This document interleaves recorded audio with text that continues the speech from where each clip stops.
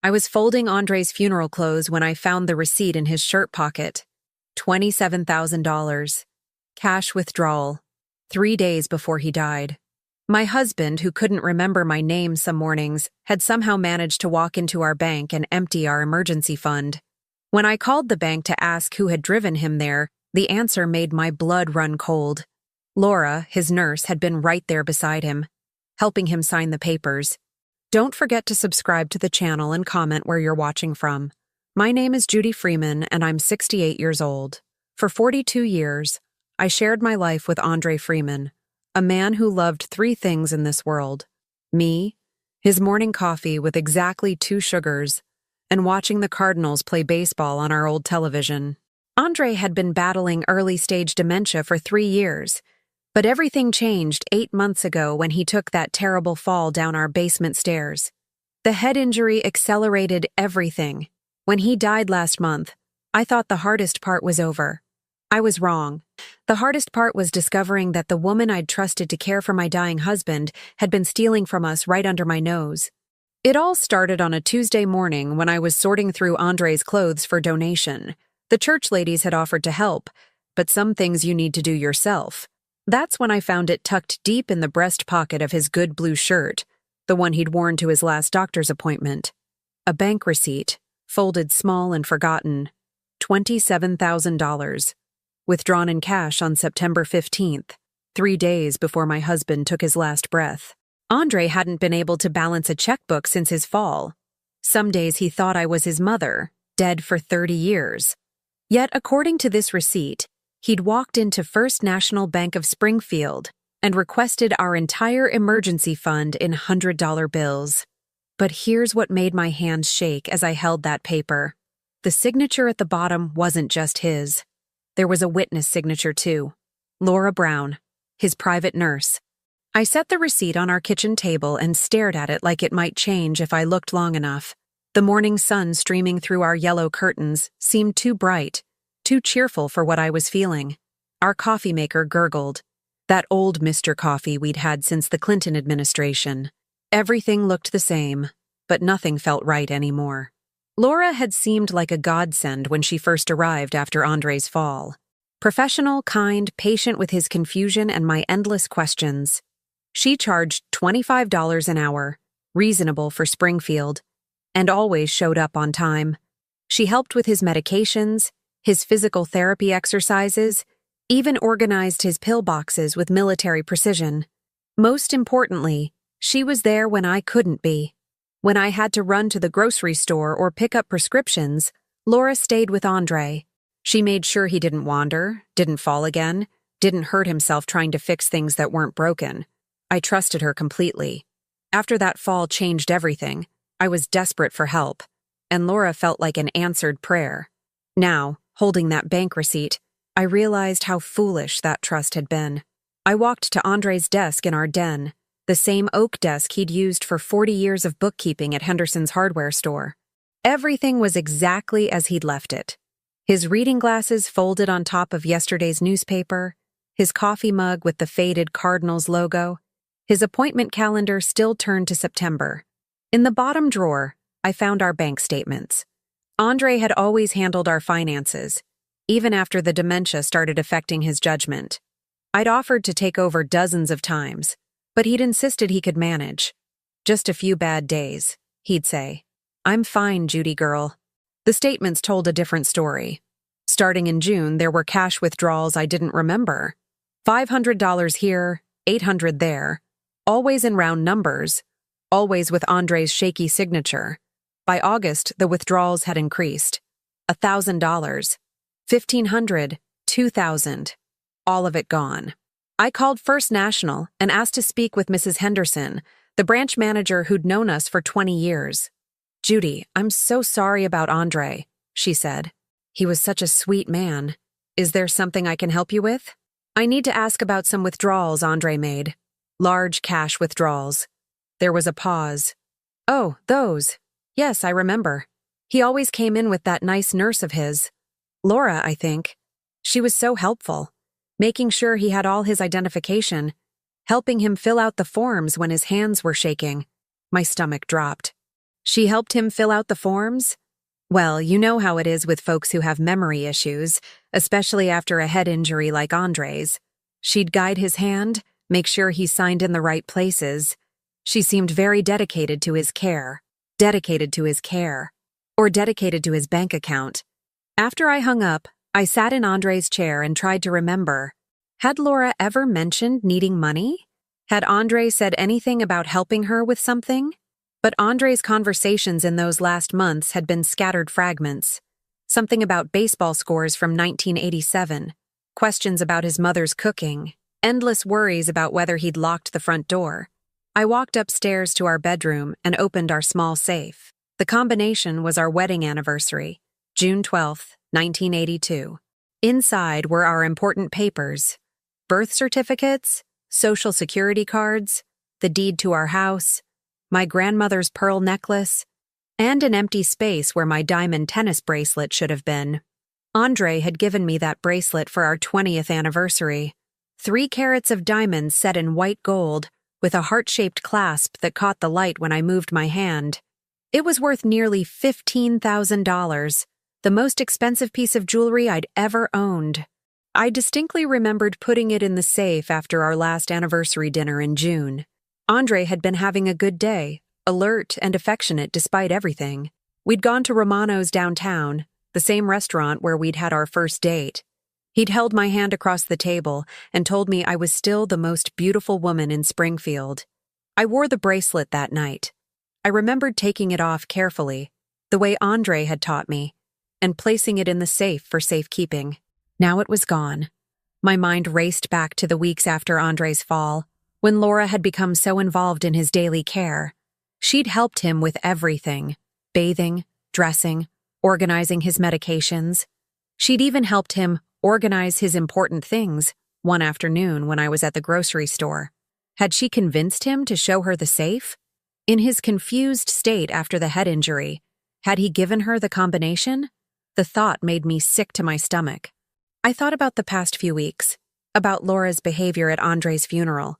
She'd worn a black dress I'd never seen before, expensive looking, with a designer label. Her shoes were new too, leather pumps that probably cost more than I spent on groceries in a month. And she'd driven to the church in that red Mustang, the one that looked like it had just rolled off the dealer's lot. A car that cost exactly $27,000. I'd seen the same model advertised in the Springfield News Leader just last week, the same amount Andre had withdrawn from our account. My phone rang, startling me out of my thoughts. It was my daughter Rita calling from Phoenix. "Mom, how are you doing? I know today's been hard, going through Dad's things." I wanted to tell her everything, about the receipt, the missing bracelet, the cash withdrawals, but something held me back. Maybe I was wrong. Maybe there was an explanation I hadn't thought of. "I'm managing," I said instead. "Just taking it one day at a time." After we hung up, I made myself a cup of tea and sat at the kitchen table with Andre's bank statements spread in front of me. The afternoon sun had shifted, and the numbers on the pages seemed to blur together. Over $40,000 total. Our entire emergency fund, plus my bracelet. Money we'd saved for decades. Money for home repairs, medical emergencies, maybe a small vacation if Andre's health had improved. Money that was supposed to help me get by now that I was alone. My heart was pounding so hard I could hear it in my ears. Every instinct screamed at me to pick up the phone right now. Call Laura and demand answers. Call the police. Call someone. But my hands were shaking so badly I could barely hold my teacup. What would I say? The nurse who cared for my dying husband bought a nice car? I needed more than suspicions. I needed proof. I needed to see with my own eyes what my money had bought. Besides, something cold and calculating was settling in my chest. This wasn't just about getting my money back. This was about a woman who had looked me in the eye every day for 8 months while she robbed us blind. Who had smiled and comforted me when Andre died, knowing she was the reason I'd be struggling financially in my old age. I picked up my purse and found Laura's business card, the one she'd given me when we first hired her. Her address was listed as 412 Maple Street, apartment 3B. I'd never been there, but I knew the complex. New construction, granite countertops, The kind of place young professionals rented when they were moving up in the world. Not the kind of place you could afford on a nurse's salary. I folded Andre's bank receipt and slipped it into my purse. Tomorrow, I decided, I would drive to Maple Street. I would park across from Laura's apartment and see that red Mustang for myself. I would take pictures. I would document everything. And then I would figure out exactly how to destroy the woman who had destroyed my husband's final months and stolen my future. I didn't sleep that night. Every time I closed my eyes, I saw Laura's face at the funeral. That satisfied smile when she told me Andre was so generous. By dawn, I'd made my decision. I wasn't going to sit in my house like a helpless old woman, waiting for answers to fall from the sky. I was going to hunt. The first stop was Miller's Pharmacy on Oak Street, where Laura had picked up Andre's medications for the past 8 months. Alberto Miller had been running that place since before I was married. If anyone would remember something unusual, it would be him. "Mrs. Freeman," Alberto said, looking up from his prescription counter. "I'm so sorry about Andre. He was a good man." His weathered hands paused over a pill bottle. "How are you holding up?" "I'm managing, Alberto. Actually, I wanted to thank you for being so patient with Laura. I know Andre's condition made things complicated toward the end." Alberto's expression shifted. He glanced around the empty pharmacy, then leaned closer. "Mrs. Freeman, can I ask you something? Did you know that woman tried to fill a prescription for OxyContin using Andre's information? Without him being here?" My blood went cold. "When was this?" "About 6 weeks ago. She came in alone, said Andre was too sick to come in person. Had a prescription pad, but something felt wrong. The handwriting looked off, and the dosage was way too high for someone his size." Alberto shook his head. "I told her I needed to speak with Andre directly or she'd need a proper authorization form. She got angry, really angry.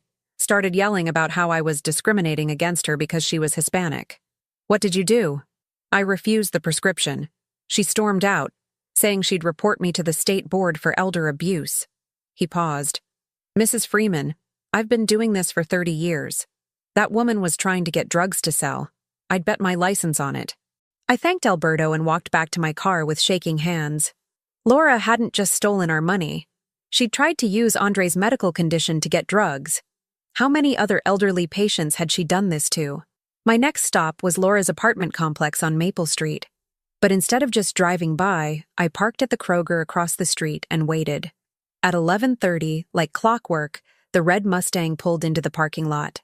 Laura stepped out wearing designer jeans and a leather jacket that probably cost more than my monthly Social Security check. She walked into the complex like she owned the place, head high, keys jingling. I waited 15 minutes, then drove into the parking lot. I needed to see that car up close. The Mustang was pristine, still had that new car smell when I walked past it. Through the window, I could see the temporary dealer tags on the dashboard. Purchased September 18th from Springfield Ford, the same week Andre died. But what really caught my attention was sitting on the passenger seat.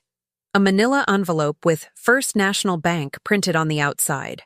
I pulled out my phone and took pictures of everything. The license plate, the dealer tags, the bank envelope. Evidence. "Can I help you with something?" I spun around. An elderly woman with silver hair and suspicious eyes was standing behind me. "Oh, I'm sorry," I said, putting on my most helpless widow voice. "I'm looking for Laura Brown. I think she might have accidentally taken something that belonged to my late husband." The woman's expression softened immediately. "You must be Mrs. Freeman. Laura mentioned you a few times. I'm Ruth Cole, apartment 2A. She looked around conspiratorially. "What did she take, honey?" "A diamond bracelet. My husband had dementia, and I think he might have given it to her as a thank you gift." "I'm just trying to understand what happened." Ruth's face darkened. "That girl has been living way above her means since she moved in here 6 months ago. Designer clothes, expensive car, ordering takeout from the fancy places downtown every night. I always wondered where a nurse got that kind of money." She stepped closer. "And honey, I hate to tell you this, but she's been having men over constantly. Different ones. They come and go at all hours, sometimes carrying briefcases." Briefcases. My stomach dropped. "What kind of men?" "Older men, mostly. Well-dressed, driving nice cars. They never stay long, maybe an hour or two. But they always look nervous when they leave. Ruth shook her head. I've lived here 40 years, Mrs. Freeman. I know suspicious behavior when I see it. I thanked Ruth and drove home with my mind racing. Laura wasn't just a thief. She was running some kind of operation, and Andre had been one of her victims. That afternoon, I called First National Bank and asked to speak with Mrs. Henderson again. Judy, what can I do for you today? I need to ask a favor, and I know it's unusual. I'm trying to understand the pattern of withdrawals Andre made in his final months. Is there any way you could provide me with a detailed report? I'm considering filing a complaint with Adult Protective Services. There was a long pause. Judy, I have to be honest with you. I've been feeling terrible about those withdrawals. Something didn't feel right at the time, but I didn't want to question a customer's choices. She sighed. Let me see what I can do. I can't give you an official report, but I might be able to provide some documentation that could help you understand what happened. I would be so grateful, Mrs. Henderson. Come in tomorrow morning. I'll have something ready for you. I hung up feeling like I was finally getting somewhere. For the first time since Andre's death, I felt like I had some control. That evening, I was organizing the evidence I'd gathered when my phone rang. It was a number I didn't recognize. Mrs. Freeman, this is David Bozeman from Bozeman and Associates Law Firm. I'm calling regarding a complaint that's been filed against you by Ms. Laura Brown. My blood turned to ice. A complaint? Ms. Brown is alleging that you've been harassing her, spreading false accusations about her character, and causing her emotional distress. She's seeking damages for defamation and is requesting a restraining order. I sank into Andre's chair, the room spinning around me. I haven't done anything to her. She claims you confronted her in a public place and made inflammatory statements designed to damage her reputation. She has witnesses, Mrs. Freeman. I'd strongly advise you to retain legal counsel. After he hung up, I sat in the dark for a long time. Laura was smarter than I'd given her credit for. She wasn't just going to let me investigate quietly. She was using the legal system to silence me, the same way she'd used Andre's condition to steal from us. But if she thought a lawsuit would scare me into backing down, she didn't know who she was dealing with. I'd been Andre Freeman's wife for 42 years. I'd raised 2 children, buried both my parents, and survived breast cancer. A conniving little thief wasn't going to intimidate me. I opened Andre's desk drawer and pulled out the phone book. If Laura wanted to play legal games, fine, but I was going to play to win. I found the number for the best criminal defense attorney in Springfield and left a voicemail. Then I called my daughter Rita in Phoenix. Mom? It's late. Is everything okay? Rita, I need you to come home. And I need you to bring your camera. What's going on? Your father was murdered, honey. Not with a gun or a knife, but murdered all the same. And I'm going to prove it. Rita arrived from Phoenix 2 days later, her camera bag slung over her shoulder and questions in her eyes. My daughter had inherited Andre's methodical mind and my stubborn streak. A dangerous combination when pointed in the right direction. Mom, you sounded terrified on the phone, she said, setting down her suitcase in the living room. What's really going on? I spread everything across the kitchen table like a war council. Bank statements, photos of the Mustang, Alberto's pharmacy notes, even the business card from Laura's lawyer. Rita picked up each piece of evidence, her photographer's eye cataloging details I'd missed. This is organized crime, she said finally. Mom, this woman didn't just steal from Dad. She's running a con on vulnerable elderly people. That's what I think too, but I need proof, and I need it fast. She's trying to shut me down with this lawsuit. Rita pulled out her laptop. Give me Laura's full name and address. Let me see what I can find online. While Rita worked, I called Mrs. Henderson at the bank. The detailed withdrawal report she'd promised was ready, and what I saw when I picked it up made my hands shake. 27 withdrawals over 3 months, each one requiring a signature, each one witnessed by Laura Brown. The pattern was unmistakable. She'd been systematically draining our account while Andre's mind deteriorated. But there was something else. A note in Mrs. Henderson's handwriting. Customer seemed confused during transactions. Witness appeared to guide his hand during signing. Mrs. Henderson wrote this? I asked. She looked around nervously. Judy, I probably shouldn't have included that, but my conscience has been eating at me. Your husband needed help signing his name toward the end. She was basically moving his hand for him. That's forgery. Technically, yes, but proving it would be difficult without video evidence. She paused. Although, we do have security cameras. My heart jumped. The footage still exists? Bank policy requires us to keep security footage for 6 months. The withdrawals you're asking about would still be in our system. When I got home, Rita was pacing the kitchen with her phone pressed to her ear. No, I understand you can't give me personal information, she was saying. But if someone wanted to report suspected elder abuse, what would be the process? She grabbed a pen and started writing. Thank you, that's very helpful. She hung up and turned to me.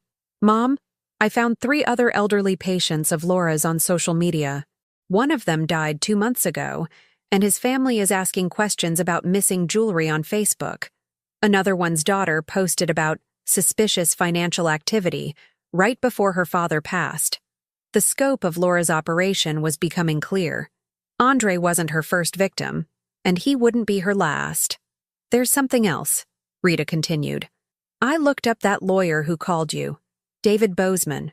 His practice specializes in intimidation lawsuits, the kind designed to silence whistleblowers. He represents people with money to burn who want to shut people up fast. How much money are we talking about? His retainer alone is $15,000. Mom, Laura paid a high-end lawyer $15,000 to file a nuisance lawsuit against a grieving widow. That tells me she's sitting on a lot more money than what she stole from you and Dad. I thought about Ruth's description of the men visiting Laura's apartment with briefcases. We need to know who she's working with. Already on it. I'm going to set up surveillance tonight. If these men are coming and going regularly, I want pictures of their faces and license plates. That evening, Rita positioned herself in the Kroger parking lot with a telephoto lens while I stayed home, ostensibly following my normal routine. At 9:47 p.m., my phone buzzed with a text. Gray sedan pulling in. Older man, expensive suit, getting pictures now. 20 minutes later, he's leaving. Carrying same briefcase, but it looks heavier. Getting plate number. The next morning, Rita showed me the photos on her camera. The man was probably in his 60s, well-dressed, driving a Mercedes with doctor plates. I think we found Laura's partner, she said. Or her boss. I called Alberto at the pharmacy again. Alberto, I need to ask you about the prescription Laura tried to fill. Do you remember anything specific about the doctor's name on it? Actually, yes. It struck me as odd because it was Dr. Benjamin Kugler, and I know Dr. Kugler personally. We go to the same church. When I called his office to verify, they said they'd never heard of Laura Brown and that Dr. Kugler was out of town the week that prescription was supposedly written. Dr. Kugler. I wrote down the name and felt another piece of the puzzle click into place. Rita, I said after hanging up, I need you to research Dr. Benjamin Kugler. I think we just found our briefcase man. While Rita worked on her laptop, I decided to take a more direct approach. I drove to Laura's apartment complex, but instead of hiding in the parking lot, I knocked on Ruth's door. Mrs. Freeman, come in, honey. How are you holding up? Ruth's apartment was immaculate, with lace doilies and photos of grandchildren covering every surface.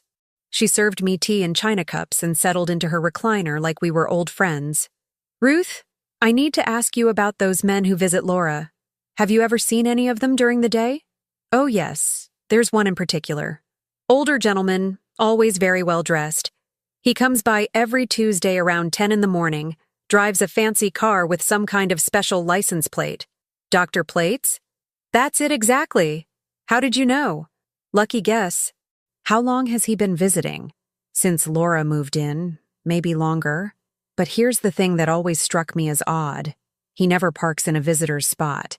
He always parks in the loading zone by the dumpster, like he's trying to hide his car. Have you ever seen his face clearly? Ruth's eyes lit up. Better than that, honey. I took a picture. She shuffled to her kitchen and returned with a disposable camera. My grandson gave me this thing for Christmas. I was practicing with it last month when I saw that man acting all suspicious by the dumpster. Something about the way he kept looking around made me nervous. so I snapped a photo through my window. She handed me the camera. I haven't developed the film yet, but that picture's on there somewhere. I nearly kissed Ruth's forehead. Can I borrow this? I promise I'll get the film developed and bring you copies. Of course, dear. And Mrs. Freeman? If that woman hurt your husband, I hope you make her pay for it.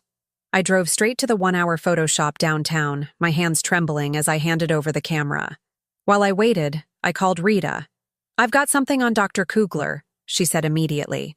Mom, this is bigger than we thought. He's been investigated by the medical board 3 times in the past 5 years for overprescribing pain medications to elderly patients. He's never been charged, but the complaints are all similar. Family members saying their loved ones were getting medications they didn't need. Let me guess. The family members found out after their loved ones died. Exactly. And here's the kicker. Laura Brown was listed as a private caregiver in 2 of those complaints. When the photos were ready, I opened the envelope with shaking hands. Most were blurry shots of Ruth's garden, but there it was, a clear picture of Dr. Benjamin Kugler loading a briefcase into his Mercedes, license plate visible. I had him. I drove home to find Rita pacing the kitchen, her phone in her hand. Mom, we need to talk. I just got off the phone with that criminal defense attorney you called. He says Laura's lawsuit is just the beginning. If she's really running an organized operation targeting elderly patients, she's going to come after us hard once she realizes we're building a case. What does that mean? It means we're in danger. And it means we need to move fast. The criminal defense attorney, Robert Kellerman, had a corner office downtown that smelled like leather and expensive coffee. He listened without interrupting as Rita and I laid out everything we'd discovered, his gray eyes moving between the photographs, bank statements, and pharmacy records spread across his mahogany desk. Mrs. Freeman, he said finally, what you've uncovered is a sophisticated elder abuse operation. Dr. Kugler provides the medical legitimacy. Laura gains access to vulnerable patients, and together they systematically drain bank accounts while overprescribing medications they can sell on the street. Can we prove it? Rita asked. With what you have here? Probably. But there's a problem. He leaned back in his chair. Laura's lawsuit isn't just harassment. It's a calculated move to discredit you before you can expose their operation. If a judge issues that restraining order, you'll be legally prohibited from investigating further. My stomach dropped. How long do we have? The hearing is scheduled for next Friday. That gives us 6 days to build an airtight case, or Laura walks away clean and you're silenced forever. I wrote Kellerman a check for his retainer, money I couldn't really afford, and left his office feeling like I was racing against a ticking bomb. That afternoon, I made a decision that would have horrified the old Judy Freeman. I was done playing defense. It was time to set a trap. I called Laura's number, my heart pounding as it rang. Judy? Her voice was smooth, concerned. I heard you've been having some difficulties.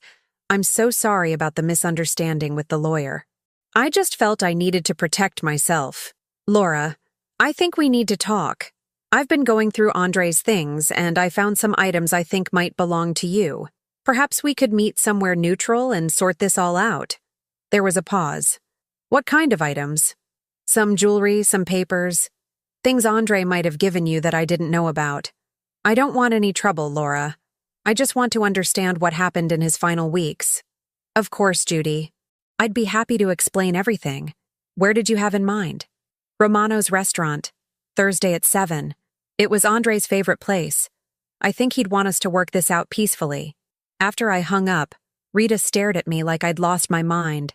Mom, you just invited a criminal to dinner. A criminal who's trying to destroy you in court. I know exactly what I'm doing. I pulled out Kellerman's business card. Call him. Tell him I need surveillance equipment and someone who can testify about what they witness. While Rita made the call, I drove back to the bank. Mrs. Henderson was waiting for me with a manila envelope. The security footage from Andre's final withdrawal. She said quietly, I'm not supposed to do this, but I made a copy for you. Judy, when you watch this, you're going to be sick. I drove home and slid the DVD into our old player. Rita sat beside me as the grainy black and white footage began. There was Andre, looking small and confused in his good blue shirt. Laura stood beside him, her hand literally guiding his as he signed the withdrawal slip. But what made my blood boil was the expression on her face. Patient, almost bored, like she was helping a child with homework. "She's done this before," Rita whispered. "Look how comfortable she is manipulating his hand." The footage showed Laura counting out the money, while Andre stood there looking lost. She tucked the bills into her purse while he stared at nothing, then guided him out of the bank like a dog on a leash.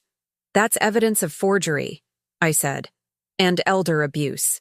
My phone rang. It was Kellerman. "Mrs. Freeman, I've arranged for Detective Ray Morrison to be at Romano's Thursday night.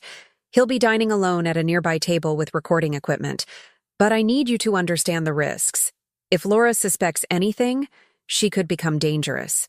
"I'm not afraid of her anymore," I said, and I meant it. Thursday arrived gray and cold, with the kind of October rain that makes you want to stay inside. I dressed carefully. Black slacks, Andre's favorite sweater on me, my grandmother's pearls. I looked like exactly what I was, a grieving widow trying to make sense of her husband's final days. Romano's was busy for a weeknight. I spotted Detective Morrison immediately. He was trying too hard to look casual while reading a newspaper. I chose a corner table where our conversation would be private, but still audible to his equipment. Laura arrived 15 minutes late, wearing designer jeans and a leather jacket that probably cost more than my monthly budget. She looked around the restaurant nervously before spotting me. "Judy, you look tired. Are you taking care of yourself?" "As well as can be expected. Thank you for coming." She slid into the booth across from me, her eyes darting to the manila envelope I'd placed on the table. "You said you found some things that might belong to me?" I did. I opened the envelope and pulled out a photograph. One of the pictures Rita had taken of Laura with Dr. Kugler. "Like this." Laura's face went white. She reached for the photo, but I pulled it back. "I also found this." I showed her the bank security footage still, printed on photo paper. Laura guiding Andre's hand, taking our money. "Judy, I can explain—" "And this." I placed Andre's old digital recorder on the table and pressed play. Andre's voice filled the space between us, weak but clear. "Judy, my Judy, if you're out to hear this, it's because Laura. She threatened me. Said she'd hurt you, tell you lies about me cheating. She has someone helping her. A doctor. They made me give them the safe combination." Laura lunged for the recorder, but I was ready. I grabbed her wrist and held tight. "You killed him," I said quietly. "Maybe not with your hands, but you killed him just the same. The stress, the fear, the guilt of what you made him do. His heart couldn't take it." "You don't understand," Laura hissed. "He was dying anyway. We just made his final months profitable." "For who? Dr. Kugler? How many other elderly patients are you robbing?" Laura's mask finally slipped completely. "More than you could imagine, you stupid old woman. And you're going to drop this investigation, or you'll end up like Andre. Accidents happen to confused widows all the time." That's when Detective Morrison stood up, his badge visible, handcuffs ready. "Laura Brown, you're under arrest for elder abuse, fraud, and conspiracy. You have the right to remain silent." As they led her away in handcuffs, Laura turned back to me one last time. "This isn't over, Judy. Dr. Kugler has friends, powerful friends. You have no idea what you've started." But for the first time in months, I wasn't afraid. I was victorious. The morning after Laura's arrest, I woke up to find a black sedan parked across from my house. 2 men in expensive suits sat inside, watching my front door like vultures waiting for roadkill. When I peeked through the curtains, one of them raised a cell phone and took my picture. Laura had been right. This wasn't over. Detective Morrison called at 8 a.m., his voice tight with concern. "Mrs. Freeman, we need to talk." Laura made bail 3 hours after her arrest. How is that possible? The bail was set at $50,000. Someone posted the full amount in cash. No bondsman, no collateral. Just walked into the courthouse with a briefcase full of hundreds. He paused. "Mrs. Freeman, Laura's lawyer is claiming the recording you made is inadmissible because your husband was mentally incompetent when he made it. They're also saying you entrapped her at the restaurant." My hands shook as I held the phone. "What does that mean?" "It means we need more evidence. A lot more. And it means you need to be very careful.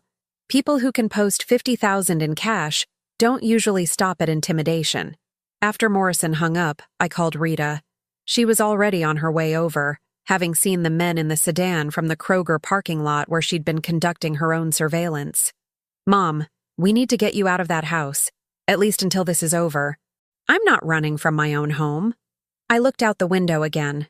The sedan was still there. "But I am going to end this once and for all." That afternoon, I made a decision that would have terrified the woman I was a month ago. I was going to destroy Dr. Kugler's entire operation, even if it destroyed me in the process.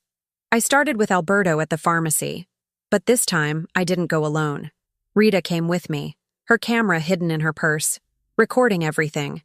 "Alberto, I need you to do something that might get you in trouble," I said. "But it might also save other families from going through what I went through." "What do you need, Mrs. Freeman?" "I need you to call Dr. Kugler's office. Tell them you have a new elderly patient who needs pain management. Someone with dementia whose family is flexible about treatment options." Alberto's eyes widened. "You want me to pose as a corrupt pharmacist? I want you to give them exactly what they're looking for. See if they take the bait." Alberto made the call that afternoon. Within 2 hours, Dr. Kugler himself called back. "Mr. Miller? I understand you have some special patients who might benefit from our concierge medical services. Perhaps we could meet to discuss a mutually beneficial arrangement?" They set up a meeting for the next day, but Alberto wouldn't be going alone. Detective Morrison had been busy too. Laura's arrest had triggered a multi-agency investigation. The DEA was interested in the prescription fraud angle, the FBI was looking at the financial crimes, and the Springfield police were coordinating with Adult Protective Services to identify other victims. "We found 4 more families," Morrison told me that evening. "All elderly patients who died in the past year, all with unexplained financial discrepancies, all treated by Dr. Kugler with Laura as their private nurse." "How much money are we talking about?" "Conservatively? Close to $200,000. But Mrs. Freeman, there's something else. We think Laura and Dr. Kugler are part of a larger network. This operation stretches across 3 counties, maybe more." The next day, Alberto wore a wire to his meeting with Dr. Kugler. Rita and I listened from a surveillance van parked outside the medical building, our hearts pounding as we heard every word. "The key is finding the right patients," Dr. Kugler was saying. "Elderly, isolated, some cognitive decline but not complete incapacitation. They need to be able to sign documents but confused enough not to ask too many questions." "And the families?" Alberto asked. "That's where Laura comes in. She builds trust, becomes indispensable. By the time the patient dies, the family is so grateful for her care that they rarely question financial irregularities." "What about suspicious family members?" Dr. Kugler's voice turned cold. "Those situations require special handling. Sometimes people need to be reminded that asking too many questions can be unhealthy." That recording was enough to get search warrants for Dr. Kugler's office, his home, and his bank records. But the best evidence came from his computer files. Rita, who had learned some questionable skills from her photographer friends, managed to access the clinic's patient database during the chaos of the FBI raid. What she found made us both sick. Dr. Kugler had been keeping detailed profiles on dozens of elderly patients. Income levels, family situations, cognitive status, even psychological profiles noting which ones were susceptible to manipulation and which had problematic family members. Andre's file was there, marked as completed, $42,000 recovered. My file was there too, labeled widow, high risk, monitor closely. But it was the active files that made my blood run cold. Dr. Kugler was currently targeting 12 other elderly patients. Laura's arrest had been a setback, but it hadn't stopped the operation. That evening, Detective Morrison called with an update. "Mrs. Freeman, Dr. Kugler is in custody, but his lawyer is already working on bail. We're going to need you to testify in front of a grand jury." "When?" "Tomorrow morning." "And Mrs. Freeman?" "Laura's been making calls from jail. We think she's trying to intimidate potential witnesses." "What kind of calls?" "She called Mrs. Henderson at the bank, told her that accidents happen to people who can't mind their own business. She called Alberto too, suggested his pharmacy might face some regulatory problems if he continued cooperating with police. She's trying to scare everyone into silence. Exactly. Which is why we need to move fast. The grand jury meets at 9 a.m. If we can get indictments for both Laura and Dr. Kugler, we can hold them without bail pending trial. That night, I barely slept. Every sound outside made me jump. The black sedan was gone, but I knew they were watching. Laura and Dr. Kugler had too much to lose to go quietly. At 3 a.m., my phone rang. Unknown number. Mrs. Freeman? The voice was muffled, disguised. You need to stop what you're doing. Drop the charges, refuse to testify, and move away from Springfield. You have 24 hours. Or what? Or you'll find out that Andre's death wasn't the only tragedy your family might experience. The line went dead. They'd just threatened Rita. I called Detective Morrison immediately, but I'd already made up my mind. I wasn't backing down. Not now. Not when we were so close to ending this. But I also wasn't taking any chances with my daughter's safety. I woke Rita up and told her about the call. You're going back to Phoenix. Tonight. Mom, I'm not leaving you alone with these people. Yes, you are. Because if something happens to you, I'll never forgive myself. And because I need you alive to tell this story if they manage to silence me. Rita reluctantly agreed to leave, but only after making me promise to stay with my neighbor, Mrs. Patterson, until after the grand jury testimony. As I watched her drive away in her rental car, I thought about Andre's voice on that recording. I did it to protect you, he'd said. Now I was doing this to protect her. In 8 hours, I would walk into that courthouse and tell 12 strangers how Laura Brown and Dr. Benjamin Kugler had systematically murdered my husband and stolen our life savings. And if Laura's threats were real, it might be the last thing I ever did. I never made it to the grand jury. At 6:47 a.m., 3 hours before I was supposed to testify, my doorbell rang. I looked through the peephole and saw a Springfield police officer standing on my porch, his face grim. Mrs. Freeman? I'm Officer Davidson. Detective Morrison asked me to escort you to the courthouse this morning. Something felt wrong. Morrison had told me to meet him at the courthouse, not that he'd send someone to pick me up. But the officer looked legitimate, uniform pressed, badge shining in the morning light. Can I see some identification? I asked through the door. He held up his badge to the peephole. Ma'am, Detective Morrison is concerned about your safety. There have been some developments overnight that require immediate attention. I opened the door with the chain still attached. What kind of developments? Dr. Kugler made bail 3 hours ago. His lawyer posted $2 million cash. Officer Davidson's voice was steady, professional. Detective Morrison wants you in protective custody until after your testimony. $2 million. The scope of their operation was even bigger than we'd imagined. I unlatched the chain and followed Officer Davidson to his patrol car. It wasn't until we'd driven past the courthouse and continued toward the highway that I realized something was terribly wrong. Officer, the courthouse is behind us. Change of plans, ma'am. We're taking you to a safe house outside the city. My blood turned to ice. I tried the door handle. Locked from the outside. The man driving wasn't Officer Davidson.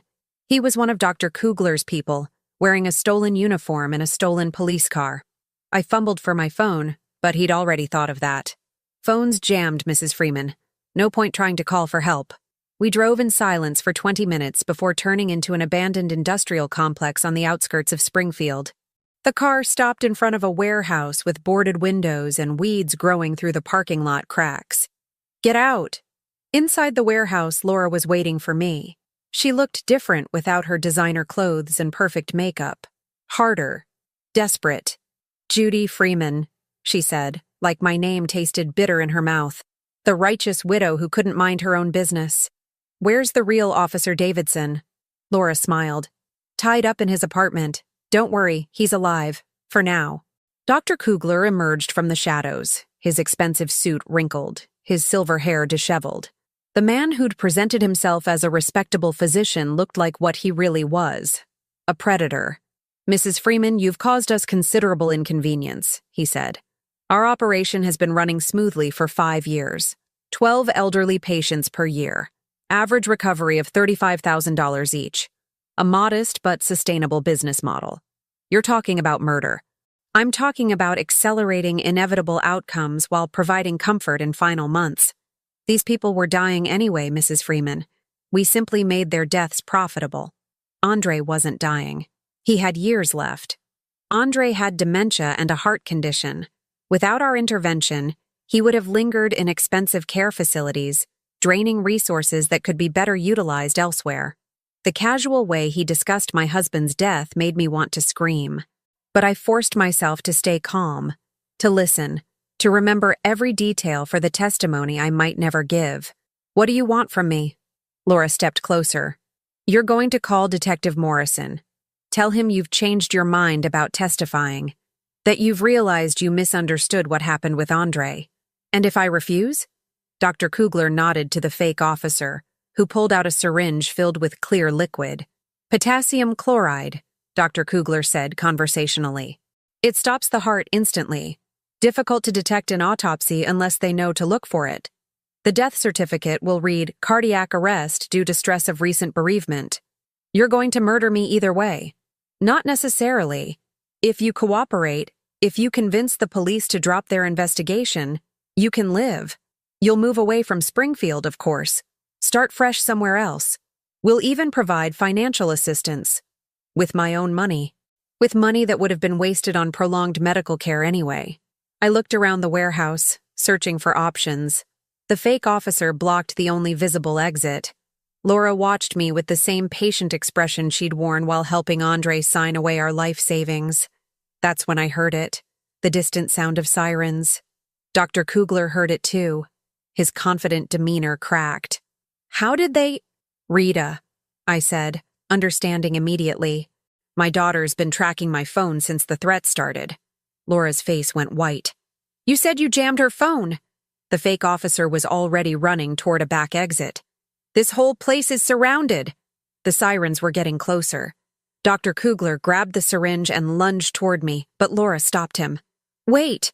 If we kill her now, they'll charge us with murder.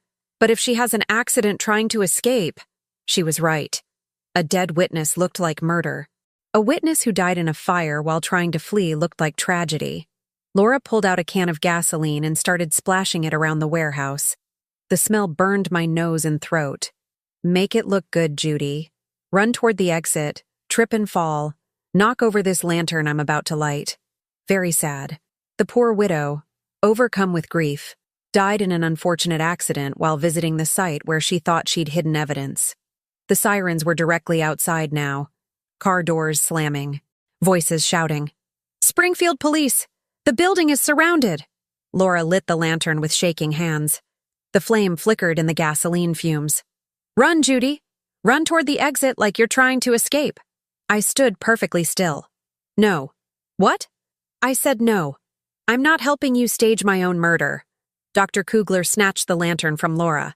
Then we'll do this the hard way. He hurled the lantern toward a puddle of gasoline near the wall. Flames erupted instantly, spreading across the fuel-soaked floor. The warehouse filled with smoke and the crackle of burning wood. Laura and Dr. Kugler ran toward the back exit, but police officers were already breaking through. Judy Freeman! Detective Morrison's voice cut through the chaos. Where are you? Here! I shouted, covering my mouth against the smoke. I'm here! Morrison appeared through the haze, followed by two paramedics. They wrapped me in a blanket and led me outside while firefighters rushed past us into the burning building. In the parking lot, I watched Laura and Dr. Kugler being loaded into separate police cars, their hands cuffed behind their backs. Laura looked at me through the car window, her face twisted with rage. This isn't over, she mouthed. But it was over. The FBI had used the tracking signal from my phone to find the warehouse. They'd arrested the fake officer trying to escape through the woods. They'd recovered Officer Davidson from his apartment, shaken but unharmed. Most importantly, they'd recorded everything through a wire I didn't even know I was wearing. Rita insisted, Detective Morrison explained as we watched the warehouse burn. She sewed a transmitter into your coat yesterday. We heard every word. The grand jury indictments came down that afternoon.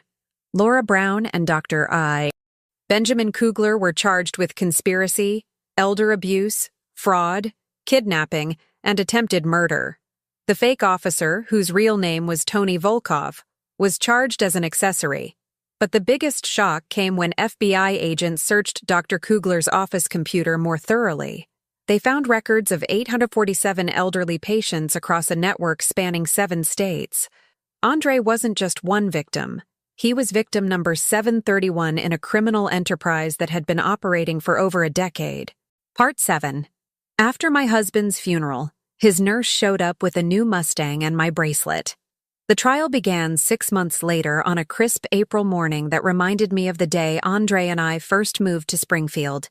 The courthouse was packed with families I'd never met, but whose stories I knew by heart. 847 victims meant hundreds of grieving children, spouses, and grandchildren who'd finally learned the truth about their loved ones' final months. Rita had flown in from Phoenix the night before, her camera equipment replaced by a thick folder of documents she'd compiled during her own investigation. My daughter had become something of an expert on elder abuse networks, consulting with FBI task forces in 3 other states where Dr. Kugler's operation had tentacles. "Mom, you need to see this," she said over breakfast at Romano's, the same restaurant where I'd confronted Laura 8 months earlier. She spread photographs across the table.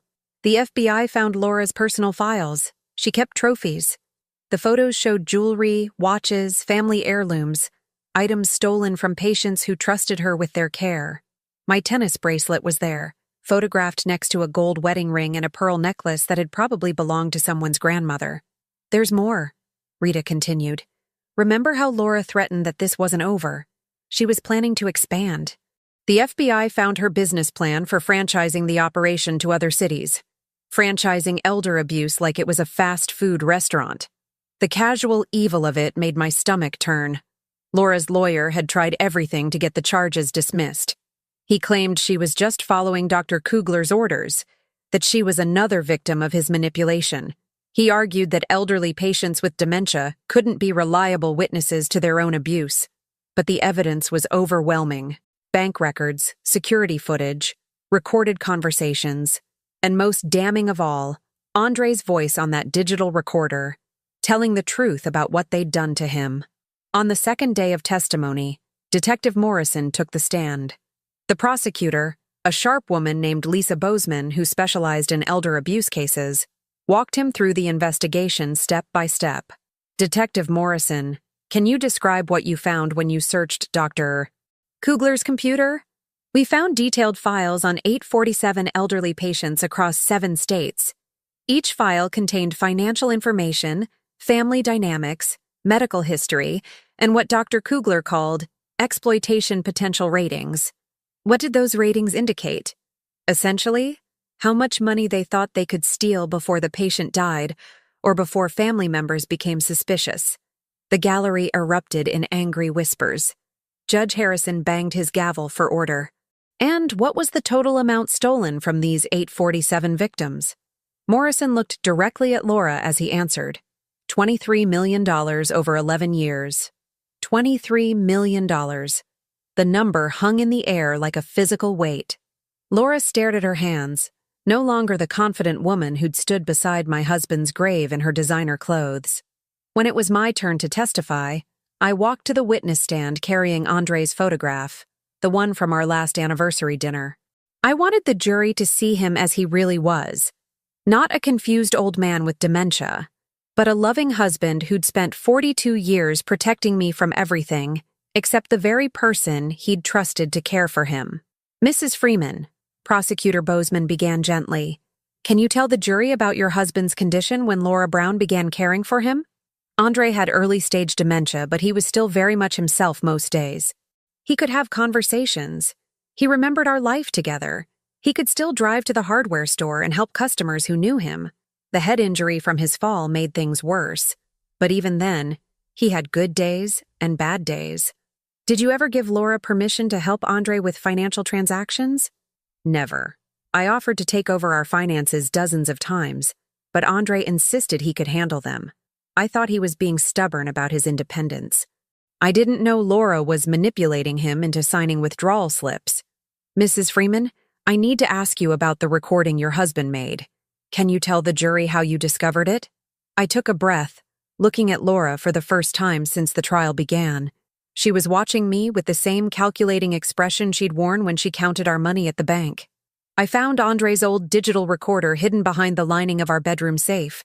He'd made the recording 3 days before he died, when Laura wasn't there. His voice was weak, but his mind was clear.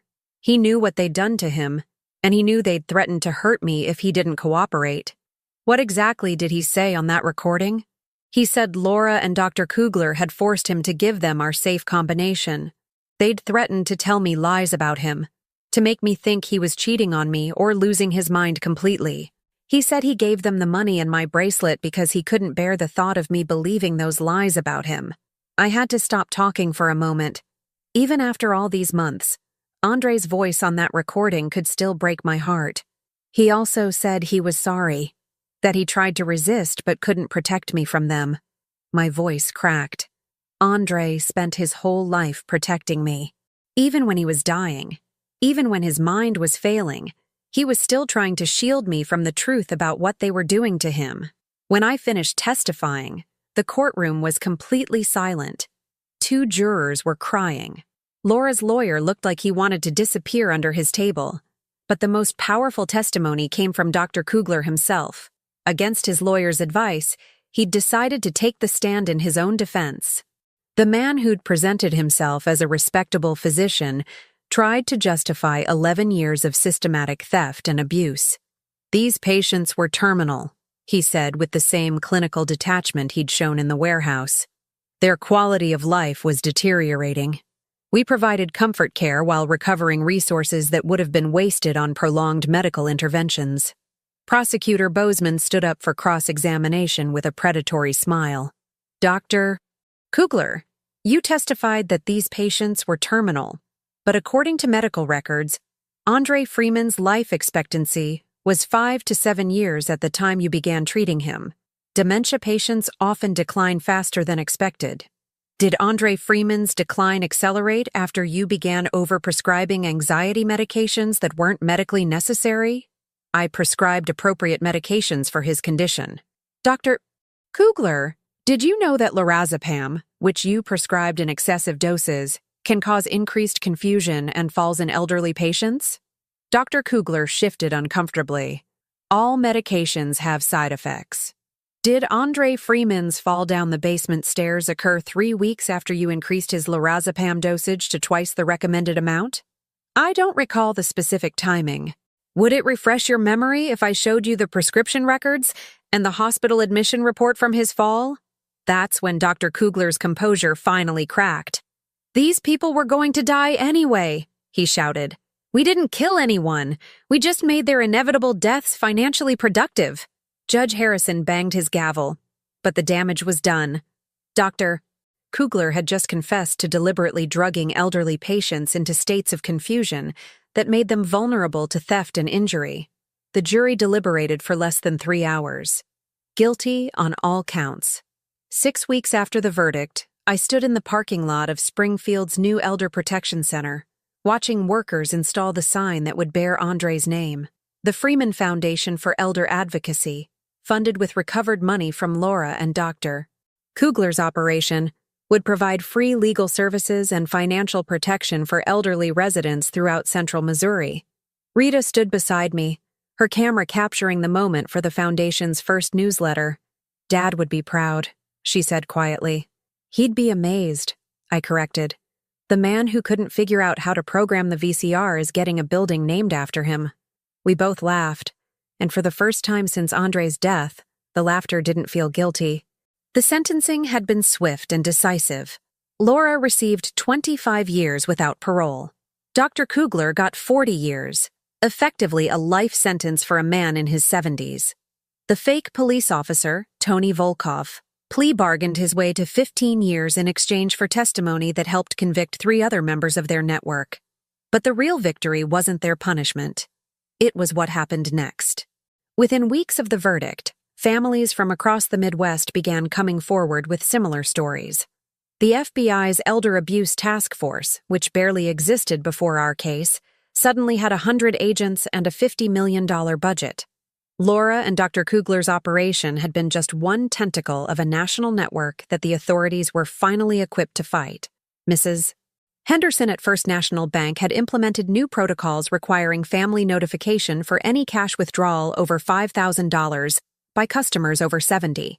Alberto at the pharmacy started a program to verify all suspicious prescriptions with family members. Even the courthouse had new rules requiring independent witnesses for any legal documents signed by elderly individuals with cognitive impairments. The changes wouldn't bring Andre back, but they might save someone else's husband, father, or grandfather from the same fate. Detective Morrison stopped by the foundation opening, looking proud in his dress uniform. "Mrs. Freeman, I have some news I thought you'd want to hear. We just arrested 2 more nurses in Kansas City running the same type of operation. Your case broke open a pipeline we've been chasing for years. How many victims this time? 43. But here's the difference. Their families knew what to look for because of the media coverage from your trial. Instead of grieving in silence, they called the police immediately. The ripple effects kept spreading. Rita had started a podcast called The Widow's Justice, interviewing families of elder abuse victims across the country. The first episode, featuring my story, had been downloaded over 2 million times. Each week brought new callers sharing their own experiences, and each story helped law enforcement identify patterns and perpetrators they'd missed. But the most satisfying development came 3 months after the sentencing. I was having lunch at Romano's when my phone rang. It was Kellerman, my criminal defense attorney, calling with news that made me nearly choke on my coffee. "Judy, remember how Laura's lawyer kept arguing that she was just following orders? Well, it turns out Laura had some insurance against Dr. Kugler." "What kind of insurance?" "She'd been secretly recording their planning sessions for over 2 years. The FBI just found her backup files. We're talking about hundreds of hours of recordings where Dr. Kugler discusses targeting specific patients, bribing pharmacists, even planning the elimination of problematic family members." Elimination? Not murder, thank God, but intimidation, harassment, legal threats. "Judy, there were 12 other families on their target list for intervention if they asked too many questions. You weren't the first widow they'd tried to silence." The recordings led to additional charges against Dr. Kugler and the arrest of 6 more accomplices, including 2 other doctors, a bank manager, and a judge who'd been taking bribes to approve questionable guardianship arrangements. Laura, hoping to reduce her sentence, had given the FBI everything: names, dates, bank accounts, even the location of a storage unit filled with stolen heirlooms they'd been planning to sell once the heat died down. My tennis bracelet was there, along with hundreds of other items that had been torn from families during their darkest moments. The FBI organized a massive return event, inviting families to reclaim their loved ones' belongings. Watching elderly children reunite with their parents' wedding rings and war medals was both heartbreaking and healing. But perhaps the most important change was personal. I wasn't the same woman who'd found that bank receipt in Andre's shirt pocket a year ago. The frightened widow who'd been intimidated by a lawsuit and afraid of confronting a thief had been replaced by someone I barely recognized. Someone who testified before Congress about elder abuse legislation, who appeared on national television to warn other families about the signs of financial exploitation, who could walk into a room full of strangers and command attention. "You've become formidable," Rita told me after I finished a speech to the American Association of Retired Persons. In the best possible way. She was right. I had become formidable. But more than that, I'd become useful. The foundation was just the beginning. I was working with legislators in 6 states to strengthen laws protecting elderly people from financial predators. I'd consulted on 3 other elder abuse cases, helping families navigate the legal system I'd been forced to master. I'd even testified in 2 trials, watching other Lauras and Dr. Kuglers face the consequences of their crimes. Andre would have been amazed by all of it, but he wouldn't have been surprised. "You always were tougher than you looked, Judy girl," he used to say. "You just never had reason to show it." As I drove home from the foundation opening, I took a detour past our old house. I'd sold it 6 months earlier and moved to a smaller place closer to downtown. The new owners had planted roses in the front yard, the same variety Andre and I had grown for 20 years. I parked across the street and sat for a moment, remembering the woman I'd been and thinking about the woman I'd become. My phone buzzed with a text from an unknown number. "Mrs. Freeman, my name is Patricia Walsh. I think my mother's caregiver is stealing from her. Can you help me?" I smiled and started typing my response. "Of course I can help. When can we meet?" Andre was gone, but his death had given meaning to my life in ways I never could have imagined. Laura had taken our money, but she'd also given me a purpose that no amount of cash could buy. Justice, it turned out, was the most valuable thing she'd stolen from us, and I'd made sure she'd never steal it from anyone else again. And that's the end. Thank you so much for staying with me all the way to the finish. It truly means a lot. I have a humble request for you. Please subscribe to the channel and don't forget to drop a comment below telling me what you thought of the story.